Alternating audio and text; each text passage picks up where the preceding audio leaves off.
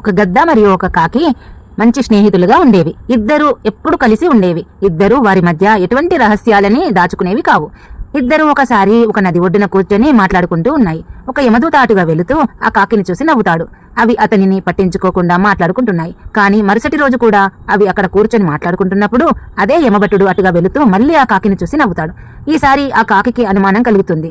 అది ఆ గద్దతో చెబుతుంది, ఈ యమదూత నన్ను చూసి నిన్న కూడా ఇలాగే నవ్వాడు, నా ప్రాణాలను తీసుకోవడానికి వచ్చాడేమో అని భయంగా చెబుతుంది.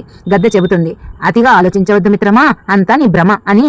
మరో 3 రోజులు గడిచిపోయాయి. ప్రతిరోజు ఇలాగే గడిచేది. ప్రతిరోజు ఆ దూత కాకిని చూసి నవ్వి వెళ్లిపోయేవాడు. ఇప్పుడు గద్దకు కూడా అనుమానం కలగటం మొదలవుతుంది. కాకి భయంగా ఉంది అని చెబుతుంది.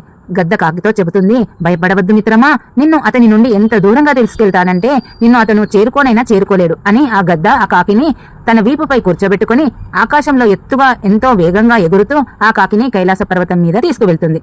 ఎప్పుడైతే అవి రెండూ ఒక గుహలో కూర్చొని ఉంటాయో ఆ యమదూత అప్పటికే అక్కడ చేరుకొని ఉంటాడు. వెంటనే అతను ఆ కాకిపై తన పాశాన్ని విసిరి దాని ప్రాణాలను తీసుకుంటాడు. గద్ద అది చూసి ఆ దూతతో అడుగుతుంది, నువ్వెందుకు దాని ప్రాణాలను తీసుకున్నావు అని. ఆ దూత చెబుతాడు, ఈ కాకి చావు రాసిపెట్టి ఉంది, అందుకే దీని ప్రాణాలను తీసుకున్నాను అని. ఆ గద్ద అడుగుతుంది, నువ్వెందుకు ఆ అడవిలో దానిని చూసి నవ్వేవాడివి, అప్పుడే దాని ప్రాణాలను తీసుకోవచ్చు కదా అని. ఆ దూత బదిలిస్తాడు, ఈ కాకి చావు ఈ పర్వతంపైనే రాసిపెట్టి ఉంది, కానీ దీనిని చూసి నాకు ఆశ్చర్యంగా అనిపించేది. ఇంత చిన్న రెక్కలు కలిగిన పక్షి ఇంత వేగంగా ఇంత దూరం ఎలా ఎగురుకుంటూ రాగలదు అని. అందుకే నవ్వుకునేవాడిని. కానీ ఆశ్చర్యకరమైన విషయం ఏమిటంటే దీని ప్రాణ స్నేహితుడివైన నువ్వే దీన్ని ఇక్కడ చేర్చడానికి సాయపడ్డావు అని చెబుతాడు. కాబట్టి ఎంత ప్రయత్నించినా మృత్యువును ఎవ్వరూ తప్పించుకోలేరు.